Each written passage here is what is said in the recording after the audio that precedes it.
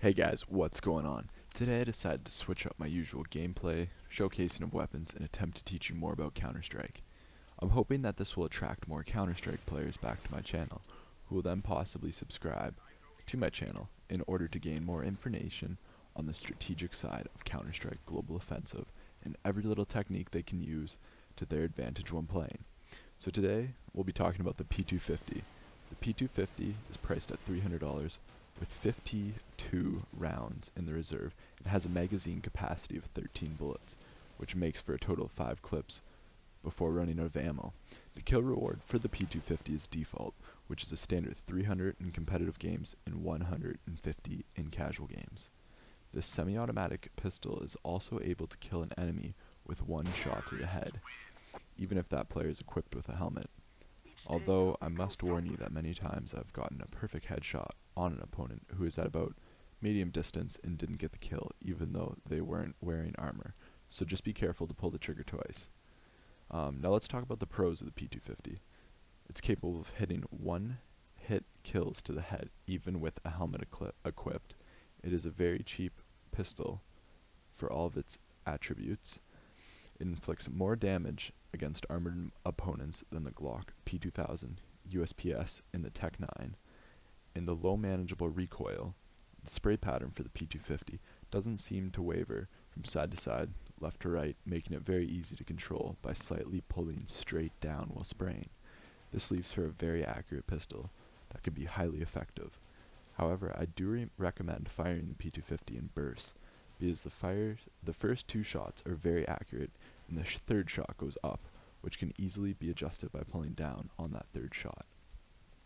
On that note of managing the shot pattern, you can also get extremely accurate shots by strafe shooting.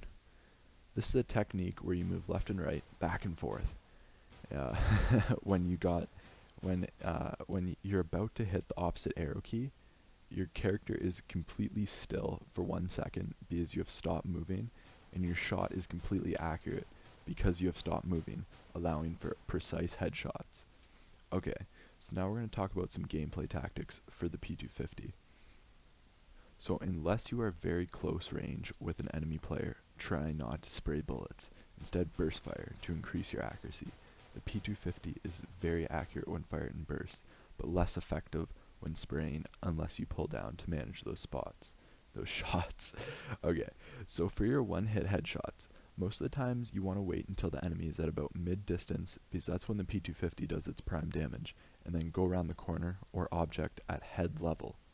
This will allow for you to focus on when to pull the trigger more rather than where to aim and when to pull. You can either wait for your opponent to round the corner and ambush them, or you can jump out and surprise them yourself.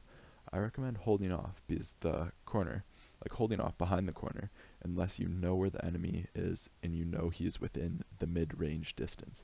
This is because the net code for Counter-Strike Global Offensive, has a very minor advantage, just milliseconds, to the person who pops out first in terms of shooting. But you do not want to pop out on an enemy who is at a far distance, especially if you have the gun disadvantage. This is why I only recommend popping out when you know where he is or have a general idea of where he is, and that whereabouts of the enemy is within the mid-range distance. Okay, so another tactic for this weapon would be if you need to conserve money, this gun is able to provide sufficient firepower for your team, and therefore purchasing armor with the P250 is a very effective strategy for eco rounds. I also like to purchase the P250 as my sidearm on the round 4 if you have won the first round. This is because your opponents are most likely to save the second and third rounds and attempt to get a full buy 4th round. And since the starting pistols are effective against enemies without armor, there isn't much use for the P250 until 4th round, when it is able to eat through your opponent's armor if you find your primary out of ammo. So the P250 deals a great amount of damage, and if you want, you can buy this weapon first round as a terrorist or counter-terrorist, and you will still be able to buy a kit or nades to effectively pull off a strategy. Although I don't recommend buying this gun first round, because no one can afford Kevlar and helmet, leaving all the starting pistols to do significant damage if aiming for the head, leaving smokes, nades, or armor more effective for a first round strategy. So those are just some tips to help you guys have a very effective gameplay with the P250. I hope they helped. I hope you come back for more and check out my other videos. But until then, I'll see you guys in the next one.